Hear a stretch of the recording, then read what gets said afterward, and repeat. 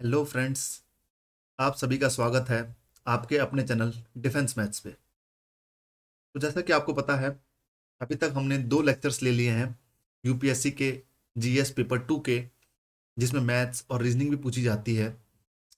तो उसी कड़ी को आगे बढ़ाते हुए हम तीसरा लेक्चर आज स्टार्ट करेंगे, जिसमें मैं कुछ क्वेश्चंस डिस्कस करूंगा जो कि काफ़ी लॉजिकल और काफ़ी अच्छे क्वेश्चंस आ रखे हैं, और ये सीडीएस में भी आ सकते हैं ये क्वेश्चंस। तो इसलिए मैं आपको ये करवा रहा हूँ। ये सीरीज हम इसलिए रख रहे हैं ना। तो बिना किसी टाइम वेस्ट किए चलो स्टार्ट करते हैं आज का सेशन।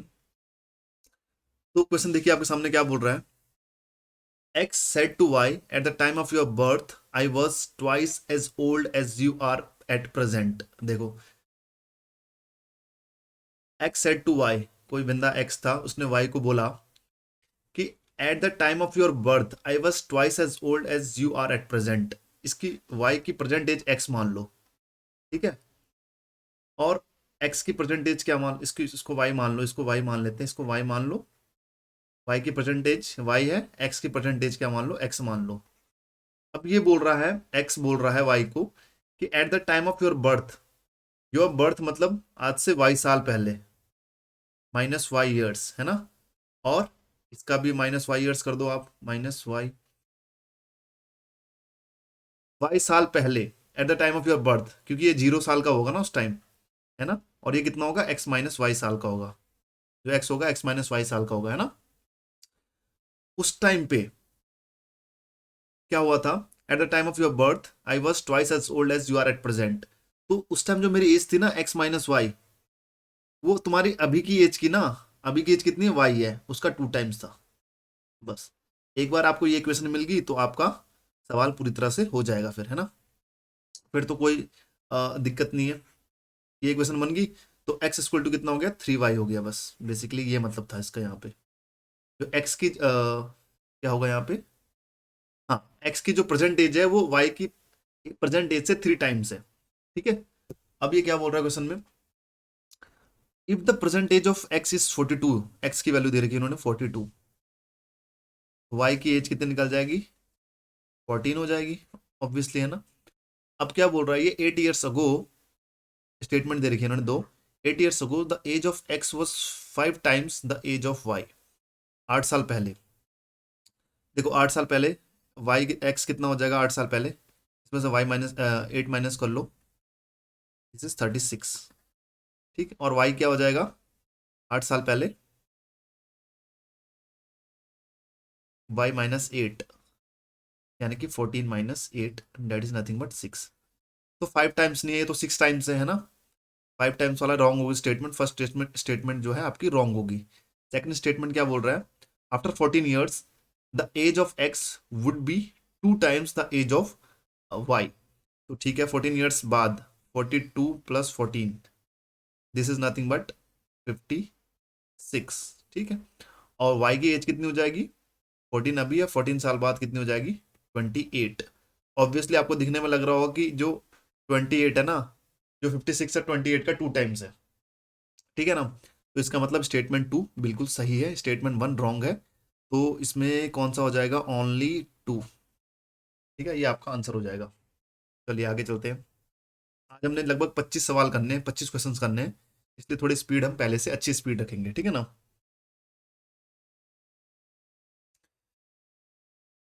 ये क्वेश्चन क्या बोल रहा है, if the price of an article is decrease by 20% and the new price is increase by 25%।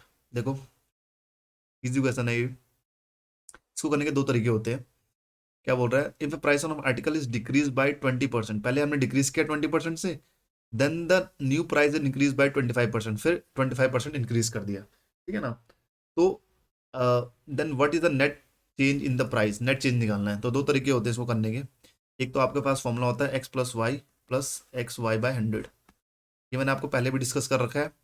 इससे पहले जो अपन में परसेंटेज के चैप्टर्स पढ़ाए थे उसमें मैंने ये डिस्कस किया आपको, इफेक्टिव परसेंटेज चेंज, है ना।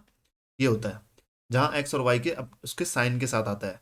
तो पहले एक्स क्या है, -20%, डिक्रीज किया है तो -20 लगा दो, इंक्रीज किया तो +25 लगा दो। -20 × 25/100। ठीक है, यहाँ पे कितना आ गया, ये +5 आ गया, ये -25 जा कितना हो गया 100, 5 जा ये हो गया -5, ये कैंसिल आउट होके 0 आ गया। तो इफेक्टिव चेंज कितना है 0%। ठीक है, दूसरा तरीका एक और है, सिंपल तरीका क्या होगा, उस प्राइस का जो आर्टिकल है उसकी प्राइस क्या मान लो, एक्स मान लो। ठीक है ना, 20% इंक्रीज किया, 120/100 कर दिया हमने। 20% इंक्रीज को मतलब 120/100, सॉरी डिक्रीज किया था ना, तो 80/100 कर दो। पहले 80/100, फिर इंक्रीज किया है तो 120/100। ठीक, अब देखो क्या होगा यहाँ पे, 0 से 0 कैंसिल आउट कर दो, 25 से गएगा 25, 5 जा 25, 4 जा 4, 2 जा, ये ऊपर भी 10 आ गया, नीचे भी 10 है, 10 से कैंसिल आउट हो गया, तो नया प्राइस भी एक्स ही रहेगा, कोई भी चेंज नहीं आएगा, है ना। तो इजी क्वेश्चन था, चलिए आगे चलते हैं।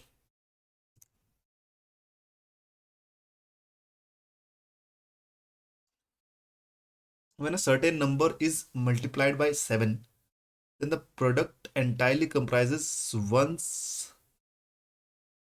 1 1 1, सारे मतलब किसी नंबर को हमने मल्टीप्लाई किया 7 से, तो हमारे पास सिर्फ कितना बच गया, 1 1 1 1 1 बच गया। ठीक है ना, तो देखिए इसको कैसे करना है, what is the smallest such number. पहली बात तो उस नंबर को x मान लो, सोचो अपने दिमाग में कि x था, उसको 7 से मल्टीप्लाई किया हमने, कुछ वैल्यू आई आप हमारे पास 1 1 1 टाइप की। ये सीडीएस के लिए बहुत इंपॉर्टेंट है, इसको मार्क कर लो। ठीक है, तो अब x की जो वैल्यू आएगी ना, वो आएगी 1 1 1 1, जो मुझे पता नहीं है कितना है, 7 से वो पक्का डिवाइड होगी, है ना, क्योंकि ये इंटीजर नंबर आ रहा है, यहाँ पे सारे इंटीजर्स हैं, है ना, तो वो वैल्यू जो है 7 से डिवाइड होगी, जो 1 1 वाली वैल्यू है ये वाली, वो 7 से डिवाइड होगी। ठीक है, तो मैं क्या करूंगा, पहले चेक करके देखूंगा कि 1 1 वाली कौन सी ऐसी वैल्यू होती है जो 7 से पूरा पूरा डिवाइड कर जाती है ना। तो मैं से चेक करूंगा, पहले सपोज ये ले लिया मैंने, 4 तक ले लिया। ठीक है, ठीक है, 111 तो नहीं होगा, 111 का क्या होता है, 111 3 से डिवाइड होता है ना, 3 से डिवाइड करके देख लेना, 7 से डिवाइड करके देख लीजिए, 7 1 7, 31 आ जाएगा, 31 7 से डिवाइड, सॉरी 41 आ जाएगा, 41 7 से डिवाइड नहीं होता है, 42 होता है ना। पहले इसको चेक करके देखो, 4 टाइम्स से होता है, तो जल्दी जल्दी करोगे आप, है ना, माइंड में कर लेना। 7 1 जा 7, 41, 7 5 जा 35, 6 नहीं होगा, ये नंबर डिवाइड नहीं होगा। फिर चेक करके देख लो, 1 1 1 1 1। देखो डिवाइड करना इजी होता है एज कम्पेयर टू मल्टीप्लाई करना, है ना। 7 से इन सबको मल्टीप्लाई करोगे काफी टाइम लग जाएगा, अदरवाइज चेक करके देखो एक एक करके। ठीक है, वो नहीं करना है, डिवाइड करना ज़्यादा इजी पड़ेगा यहाँ पे, है ना। 7 1 जा कितना हुआ, 7 हुआ, 41, 7 5 जा 35, 61 हो गया, 8 7 जा 56, फिर यहाँ पे 5 और 1 बच गया। ठीक है, ये भी नहीं होगा, है ना, ये भी नहीं हो रहा डिवाइड। अब 6 टाइम्स देखो आप 1 1 को, समझ रहे हो ना क्वेश्चन, तो आपकी ऐसा नंबर आता है जो इसमें सारे 1 1 वैल्यूज हैं, तो एक और 6 नंबर तक चले जाओ, 1 2 3 4 5 6, इसको 7 से डिवाइड करो, 7 1 जा 7, 41 आ गया, 7 5 जा 35, 6 आ गया, 1 हो गया, 7 8 जा 56 हो गया, 5 और आपका कितना आ गया यहाँ पे, 5 और 1 आया, 7 7 जा 49 हो गया, 2 बचा, 2 और 1 एक और बचा, तो आपका 7 7 3 जा 21। तो ये आंसर आपके आंसर कौन सा आ गया, आपका डी आंसर आ गया, 15873, है ना। बाकी बाकी तो आपको याद होना चाहिए ये, है ना, क्योंकि कुछ पैटर्न होते हैं नंबर सिस्टम में, कुछ पैटर्न होता है, तो बाकी हम कर लेंगे आगे डिस्कस, मैं अगर नंबर सिस्टम करवाऊंगा आपको, है ना। बाकी आप नॉर्मली डिवाइड करके देख सकते हो उसको पूरा, डिवाइड करने से कैसे कैसे ये वैल्यूज आ रही हैं, क्योंकि मल्टीप्लाई करने में थोड़ा टाइम वेस्ट होगा आपका ज़्यादा, डिवाइड करने में ज़्यादा टाइम वेस्ट नहीं होता। ठीक है, चलिए अगले क्वेश्चन पे चलते हैं। थोड़ा सा मैं स्पीड रख रहा हूँ, थोड़ा सा जल्दी कर रहा हूँ मैं, है ना, मेरे साथ थोड़ा आप कोऑपरेट करो, समझ में चीज़ें सब आएंगी, है ना। अब ये क्वेश्चन क्या बोल रहा है, a man complete 7/8 of a job in 21 days। तो सपोज तो जॉब का ना, जॉब क्या थी, जॉब टोटल जॉब कितनी थी, एक्स थी सपोज, उसका 7/8 बंदा कर रहा है 21 डेज में।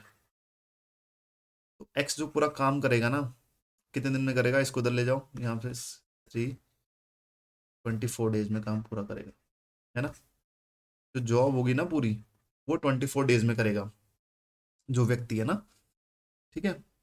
How many more days will it take him to finish the job if the quantum of work is further increase by 50%। देखो, थोड़ा सा ध्यान से समझना, जितना उसने काम कर लिया है तो कर लिया है, अब आगे जितना काम बचा हुआ है उसके साथ साथ 50% और अगर इंक्रीज कर दूं मैं, तो कितना टाइम लगेगा। समझ रहे हो कि नहीं समझ रहे हो? देखो क्या बोला क्वेश्चन में कि 7/8 वर्क जो कर लिया था ना, अब कितना बचा, 1/8 वर्क बचा है। उसमें भी अगर मैं 50% और जोड़ दूं इस वर्क का, जो टोटल वर्क है, तो कितने दिन में टोटल काम करेगा वो। तो देखो, जो 1/8 जो वर्क होगा ना, वो कितने दिन में करेगा, 24 का 1/8 निकाल दो, 3 डेज यहाँ पे लगेंगे इसको, ठीक है। और आपको पता ही है यहाँ पे देखो, पूरा वर्क वो 24 डेज में कर रहा है, 50% वर्क कितने दिन में करेगा, 12 डेज में करेगा, आधा, है ना, आधे दिन में कर देगा। और 100% कब पूरा करेगा, 24 डेज में। कहने का मतलब है 3 दिन का काम तो उसका बचा हुआ था, बट हमने काम इंक्रीज कर दिया, 50% का काम इंक्रीज कर दिया, तो 12 दिन और ऐड हो गया इसमें। तो 12 + 3 कितना होता है आपका, 15। ये आंसर हो गया आपका डी, ठीक है। If quantum further increase by 50%, how many more days will it take, ठीक है, मोर डेज बोला है, many how many total days बोलता तो वो अलग चीज होती है ना, मोर डेज बोला था, और ज्यादा कितने दिन लगेंगे उसको, है ना, पूरे काम को खत्म करने में, ठीक है। चलिए अगला क्वेश्चन करते हैं।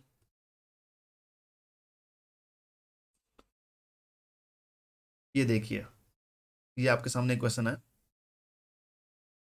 क्या बोला है इसमें, पढ़िए एक बारी।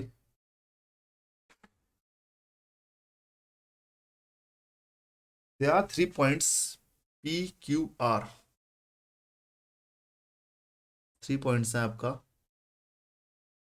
PQR on a straight line, एक स्ट्रेट लाइन में है ये सीधे सीधे, ठीक है ना।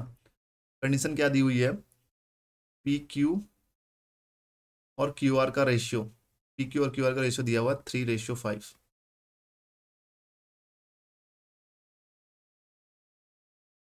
if n is the number of possible values of PQ ratio PR, if n is the number of possible values of PQ ratio PR, अच्छा PQ रेशियो PR निकालो पहले, PQ रेशियो PR, ये आपका क्या हो जाएगा, 3, PQ आपका 3 है, PR कितना 8 है, 3:8 हुआ। ये क्या बोल रहा है, if n is the number of possible values of PQ ratio PR, then what is n equal to, what is n equal to,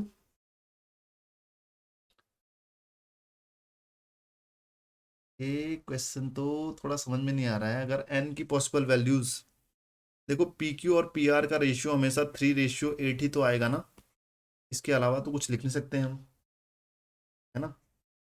अगर सपोज ऐसा होता 4/8, तो इसको 1/2 भी लिख सकते थे, दो तरीके हो गए थे इसको लिखने के, है ना। बट 3/8 को फर्दर हम क्या लिख सकते हैं, कुछ नहीं लिख सकते हैं, तो n की पॉसिबल वैल्यूज तो 1 ही होगा। खैर ये क्वेश्चन अच्छे से समझ नहीं आ रहा है ना, थोड़ा सा इसमें मिसअंडरस्टैंडिंग हो रही है, या क्वेश्चन थोड़ा अलग सा अजीब सा लग रहा है।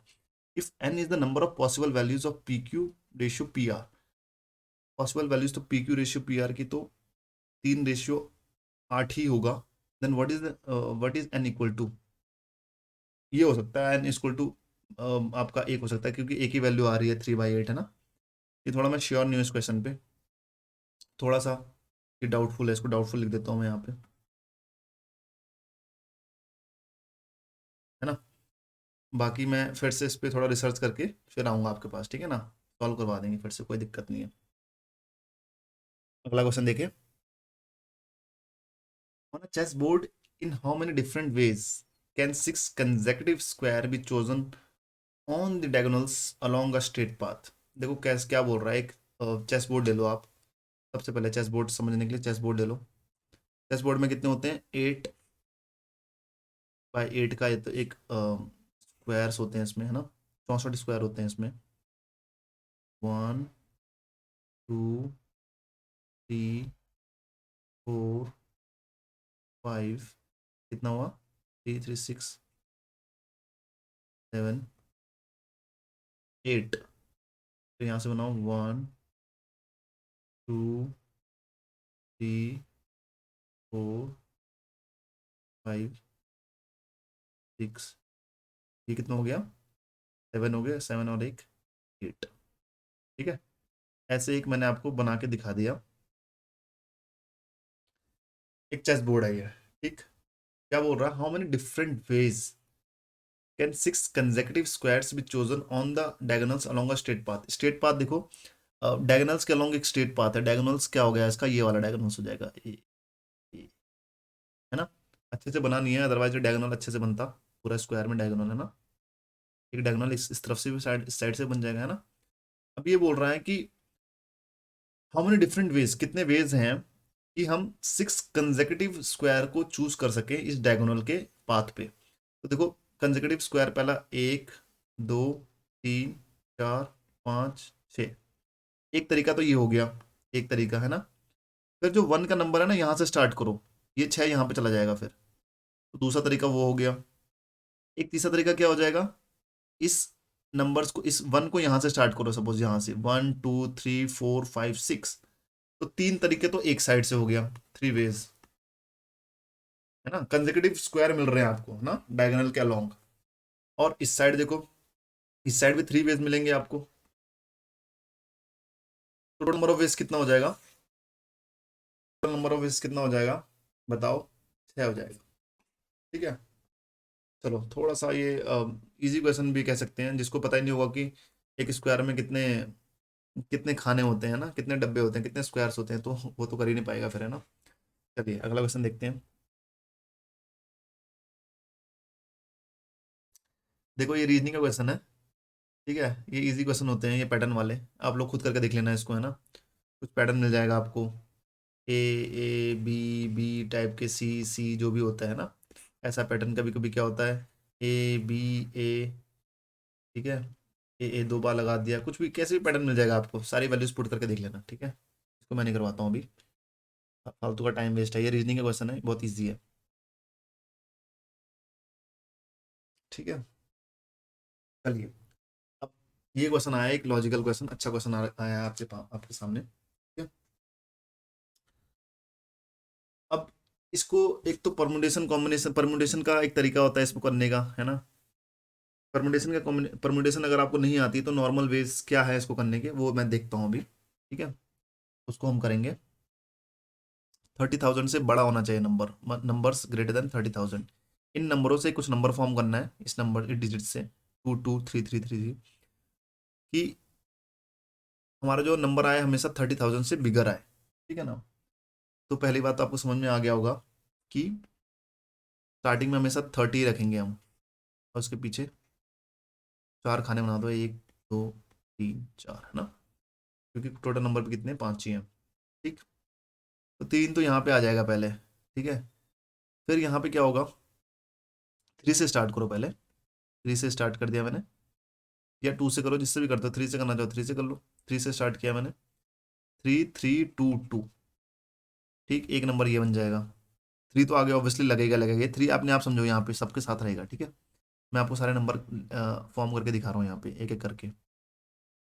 ये एक तरीका हो गया, 3 2 3, इसको मैं 3 को खिसका रहा हूँ, ठीक है, इधर, तो ये हो गया, एक दूसरा तरीका हो गया, 3 2 2, ये तीसरा तरीका हो गया। अब 2 से शुरुआत करो, ठीक है, ये 3 तरीके मिल गए, अब 2 से स्टार्ट करो, 2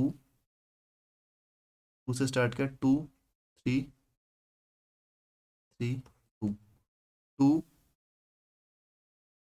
फिर 2 लगा दो आगे, 3 3 2, फिर क्या करो यहाँ पे, 3 2 3, ठीक है। और कोई तरीका है, कितने तरीके हो गए अभी तक हमारे पास, 4 5, 6 तरीके हो गए, ठीक है। अभी अगर मैं देखो एक दो, ऐसा मत सोचना ना कि पहले एक 3 से किया दूसरा 3 लेके आते हैं, नंबर तो सेम ही हो जाएगा ना वो। तो 2 से भी नहीं कर सकते, दोबारा 2 नहीं ला सकते हम, तो हमारे पास टोटल ना इतने नंबर बनेंगे। अगर 1 होता तो 1 वाली पॉसिबिलिटी भी चेक करके देखते हैं ना। तो अभी हमारे पास इतने पॉसिबिलिटीज हो रही है, तो आंसर क्या हो जाएगा आपका 6। 6 तरीके मिल गए ना हमें, 6। हमेशा देखो बार बार जो नंबर है ना 30,000 से बड़ा आ रहा है, ठीक है। 3 तो हमेशा यहाँ पे रहेगा ही रहेगा, एक 3 तो हमेशा यहाँ पे रहेगा। 2 से स्टार्ट नहीं कर सकते क्योंकि 2 से जो नंबर स्टार्ट होगा वो 30,000 से छोटा हो जाएगा, ठीक है। चलिए अगला क्वेश्चन करते हैं। The sum of 5 consecutive integers can be 100। ठीक, एक ये है, स्टेटमेंट्स दी हुई हैं कुछ, ठीक है।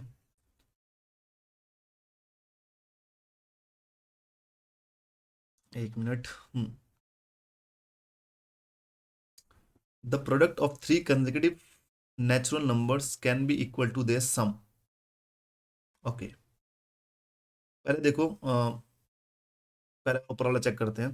देखो 5 कंसेक्यूटिव इंटीजर्स क्या क्या ले लो आप, एक्स ले लो, x+1 ले लो, x+2 ले लो, x+3 ले लो, x+4 ले लो, ठीक है।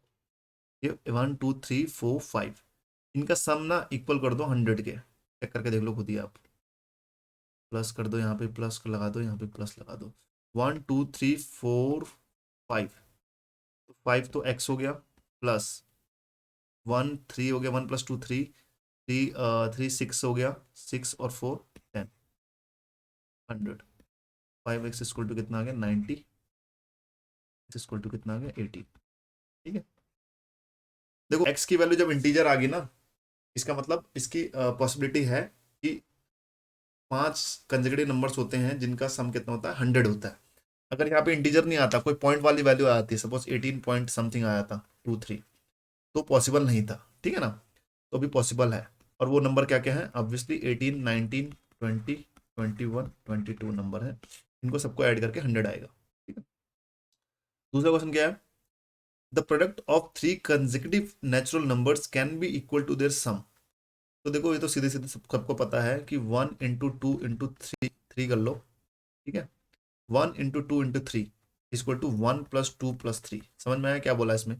Product of 3 consecutive natural numbers, ये कंसेक्यूटिव नेचुरल नंबर्स हैं, उनका प्रोडक्ट निकाल लो, पर उन्हीं के सम के बराबर हो जाएगा 1+2+3। देखो ये 6 होता है, ये भी 6 होता है, ठीक है। थोड़ा सा लॉजिकल क्वेश्चन था ये, है ना, है ना। ये दोनों क्वेश्चन लॉजिकल थे, तो आपका आंसर दोनों सही है, ये भी सही हो जाएगा। आपका आंसर क्या हो जाएगा, बोथ 1 and 2 स्टेटमेंट, अब स्टेटमेंट करेक्ट है, ठीक है ना, कोई भी इसमें कंफ्यूजन नहीं होना चाहिए। अच्छा, जो कुछ भी डाउट होता है ना, मुझे कमेंट सेक्शन में करके पूछ लिया करो, कमेंट सेक्शन में। मैं ट्राई करूंगा कि जितना भी मुझसे डाउट क्लियर होता है तो मैं कर दिया करूंगा आपके डाउट्स क्लियर, ठीक है। चलिए आगे चलते हैं अगले क्वेश्चन पे।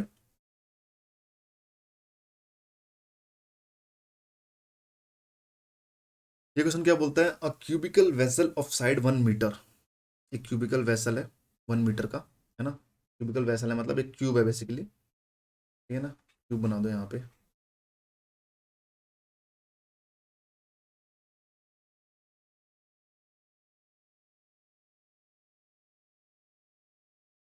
हाउ मैनी, 1 मीटर, इसकी साइड कितनी, 1 meter. How many milliliters of water is contained in it. अच्छा, अब ये पूछना है, ये पूछ रहा है कि किसने कितना मिलीलीटर इसमें पानी आ सकता है, ठीक है ना। तो आपको पता होना चाहिए कि अ, सबसे बेसिक तरीका बता देता हूँ कि 10 सेंटीमीटर का जो क्यूब होता है ना, उसमें 1 लीटर पानी आ जाता है। इस रेफरेंस को लेके चलना, आपका आंसर तो आ ही जाएगा फिर, है ना। अगर इसको मीटर क्यूब में चेंज करना है तो कैसे करोगे मीटर क्यूब में चेंज। 1 सेंटीमीटर बराबर कितना होता है, 1/100 मीटर। 1/100, 1/100, 1/100 पुट कर दो यहाँ पे, क्या कर दो, पुट कर दो, 10 × 10 × 10 होगा। 1/100 की पावर ना 3 कर दो सीधे, और 3 कर दो, मीटर क्यूब कर दो यहाँ पे। और यहाँ पे देखो ये क्या है आपका लीटर में, इसको मिलीलीटर में चेंज कर दो, 1000 ml हो जाएगा, है ना। तो कुल मिला के ये 1000 से 1000 कैंसिल आउट हो गया, तो 1 मीटर क्यूब बराबर हो गया आपका 100,000 10 लाख मिलीलीटर्स हो गया, ml। आपका आंसर क्या हो जाएगा, डी हो जाएगा, 2 2 4 2 6। ठीक है, कर लोगे ये सवाल। इतना तो पता जानकारी होनी चाहिए आपको कि 1000 सेंटीमीटर क्यूब आपका 1 लीटर के बराबर होता है। ठीक है, चलिए अगला क्वेश्चन करते हैं। There are 6 person arranged in a row. Another person has to take hands with 3 of them. देखो 6 पर्सन है, 6 लोग हैं, एक एक रो में है। सपोज 1 2 3 4 5 6, एक रो में यहाँ पे 6 लोग बैठे हुए हैं। ठीक है, another person has to shake hand with 3 of them। एक कोई बंदा यहाँ से आएगा, ठीक है, कोई मैन आया, उसको 3 लोगों से हैंड शेक करना है, 3 of them, so that he should not shake hands with 2 consecutive person। वो हाथ तो मिलाएगा 3 लोगों से, बट ऐसा ना हो कि एक के बाद, जैसे उसने एक से मिलाया तो तुरंत 2 से मिला लिया, नहीं, एक के बाद 2 से नहीं मिलाएगा, 3 से मिला सकता है। जब 3 से हेलो मिलाया तो 4 से नहीं मिला सकता, सीधे 5 से मिलाएगा, है ना। ठीक, अब बेसिकली क्या पूछ रहा है कि in how many distinct possible combinations can the handshakes take place. तो कितने तरीके से वो हैंडशेक कर सकता है इन जो भी हैं ये 6 लोग हैं, उनसे कितने, how many ways there are to shake hand with them, है ना। तो देखो, कॉम्बिनेशंस के में ना जाकर, कॉम्बिनेशंस के फॉर्मूले वगैरह में ना जाकर सिंपल तरीके से करेंगे हम। ठीक है, वो सिंपल तरीके क्या होंगे, देखिए। पहले वो जाएगा, जैसे मैंने बताया, 1 से लगा मिलाएगा हेलो, 3 से मिलाएगा और 6 से मिलाएगा सीधे, तो एक तरीका ये हो गया। फिर वो क्या करेगा, 2 से डायरेक्ट 2 से हेलो मिलाएगा, 2 4 6, 2 तरीके हो गए। फिर वो जाएगा 3 से हेलो मिलाएगा, 3 से मिलाया, 5 से मिलाया, 1 से मिलाया, 3 5 1, है ना। 3 5 1 से हेलो मिलाया, मैं ना इसको राइट डाउन कर देता हूँ यहाँ पे प्रॉपर। पहले वो उसने हेलो मिलाया 1 3 5, फिर उसने हेलो मिलाया 2 4 6, फिर उसने हेलो मिलाया 3 5 1, 3 5 1, फिर उसने हेलो मिलाया 4 से स्टार्ट किया, सपोज उसने 4 से, वो 4 6। देखो 6 के जस्ट कंसेक्यूटिव 1 नहीं है ना, 6 के कंसेक्यूटिव 1 नहीं है, कैसे समझो, 6 के जस्ट बगल में नहीं है, तो यहाँ हेलो मिला सकता है ना। ठीक है, तो क्या हो जाएगा यहाँ पे 4 6 1 5 1 3 भी हो सकता है। ठीक है, 5 फिर 1 फिर 3, लास्ट तरीका क्या हो जाएगा, 6 से स्टार्ट करेगा वो, 6 फिर 1 फिर 3। अच्छा, अब एक चीज ध्यान में देना, जो 1 3 5 से हेलो मिलाया ना उसने, 3 5 1 भी सेम ही चीज है, ये कुछ अलग नहीं है। तीनों, 3 लोगों से तो हैंड शेक कर रहा है, तीनों सेम लोग आ रहे हैं, तो इसको काट दो। ठीक है, अब कौन सा बचा, 5 1 3 भी दोबारा आ रहा है, तो इसको भी काट दो। ठीक है, तो बस पॉसिबल वेज कितने आ गए, एक ये होगा, एक ये होगा, एक ये होगा, एक ये होगा, 4 तरीके होंगे फॉर इज द आंसर। ठीक है ना, 3 5 1 क्यों काटा, समझ में आ रहा है, 5 1 3 क्यों काटा, समझ में आ रहा है, क्योंकि यही 3 लोगों से हेलो मिला रहा है ये 1 3 5। तो बेसिकली उसने क्या कहा, 3 लोगों से हैंड मिलाएगा कितने तरीकों से, तो सब सेम वैल्यू हो रही है 3 लोगों की, तो इसलिए हमने इसको हटा दिया, है ना। 2 4 6 हो सकता है, 4 6 1 हो सकता है, 4 6 1, ऐसे तरीके हो सकते हैं। ठीक है, चलिए आगे चलते हैं अगले क्वेश्चन पे।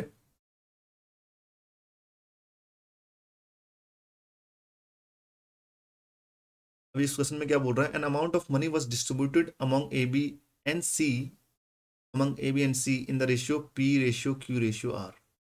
ठीक है, कोई दिक्कत नहीं है, ए बी और सी है, P ratio Q ratio R में इनको मैंने पैसे बांटे हैं। ठीक है, A gets maximum share, statements है, A gets maximum share if P is greater than Q plus R. ठीक है, बिल्कुल सही। अगर सपोज ये 3 है, ये 4 है, ठीक है, और अगर ये कितना हो जाएगा, सपोज ये 8 है, पी की वैल्यू कितनी मैं 8 मान लिया, तो मैक्सिमम शेयर किसको मिल रहा है, ए को मिल रहा है, और ए आपको पता लग रहा है यहाँ पे 3+4 से भी बड़ा है ना। मैक्सिमम शेयर किसको मिल रहा है, ए को मिल रहा है। C gets the minimum share if R is less than P plus Q. देखो अब इसने उल्टा कह दिया, उन्होंने क्या कहा कि C gets the minimum share, C को मिनिमम मिलता है if R is less than P plus Q, ये आर है। देखो यहाँ पे एग्जांपल भी बिल्कुल क्लियर है कि 8 पी प्लस क्यू कितना हो रहा है, यहाँ पे 11 हो रहा है, और 4 ऑब्वियसली लेस है 11 से, बट मिनिमम तो नहीं है ना। मिनिमम कहाँ है, ये 20 से तो ज़्यादा मिल रहे हैं इसको, सी को 20 से ज़्यादा मनी मिल रहा है। तो ये स्टेटमेंट, सेकंड स्टेटमेंट गलत हो गया, पहला स्टेटमेंट बिल्कुल सही है, तो स्टेटमेंट फर्स्ट ओनली हो जाएगा। ठीक है, बातें समझ में आ रही है। चलो देखते हैं आज कितने क्वेश्चन कर लिए हमने अभी तक। 1, 2, 3, 4, 5, 6, 7, 8, 9, 10, 11, 12। चलिए आज इतने क्वेश्चन रखता हूँ मैं, एक सेकंड वीडियो में ले आऊंगा मैं कुछ और क्वेश्चंस, आज मैं ये पूरा करवा दूंगा। ठीक है ना, इन सारे क्वेश्चन कर लेना, अच्छे अच्छे क्वेश्चन है इसमें। ठीक है, सीडीएस के ये क्वेश्चन भी आ सकता है, सीडीएस में बिल्कुल आ सकता है। ठीक है, ये क्वेश्चन स्टेटमेंट बेस्ड क्वेश्चन आ सकते हैं आपके। ये तो पता होना चाहिए आपको, सीडीएस के लिए तो बहुत इंपॉर्टेंट है ये मेंसुरेशन में। ठीक है ना, कि आपका 1 लीटर कितने सेंटीमीटर क्यूब के बराबर होता है ना। उसके बाद आपका, चलिए ये तो चलो नहीं भी आएगा, ये क्वेश्चन बहुत ही इंपॉर्टेंट है, ये आ सकता है। ठीक है, स्टेटमेंट बेस्ड क्वेश्चन भी सीडीएस में आ सकते हैं। ठीक है, तो चलिए आज के लिए क्वेश्चन इतने रखते हैं। बाकी मैं सोच रहा हूँ आज एक इंग्लिश की वीडियो भी लेके आ जाऊँ, तो देखते हैं, कुछ तैयारी करता हूँ मैं इंग्लिश के लिए भी, है ना। जिसको इंग्लिश की वीडियो भी चाहिए तो वो भी कमेंट करके बता दो, और शेयर सब्सक्राइब लाइक जरूर कर लेना यार, है ना। देखो होता कुछ नहीं है, अच्छा लगता है बस कि हम आपके लिए कंटेंट तैयार कर रहा हूँ मैं, जैसे आपके लिए कुछ पढ़ाना चाह रहा हूँ, आपको कंटेंट लेके आ रहा हूँ, तो लाइक और शेयर और सब्सक्राइब हो जाता है तो अच्छा लगता है ना, दिल से अच्छा लगता है। ठीक है, तो चलिए बाकी बात पढ़ाई करते रहिए आप लोग, है ना। चलो मिलते हैं नेक्स्ट वीडियो में। ओके, जय हिंद, बाय, टाटा, मिलते हैं नेक्स्ट वीडियो में। ठीक है, डिफेंस मैथ्स, दीपक भट्ट डिफेंस मैथ्स में दोबारा आपका स्वागत होगा। ठीक है ना, ओके, बाय बाय।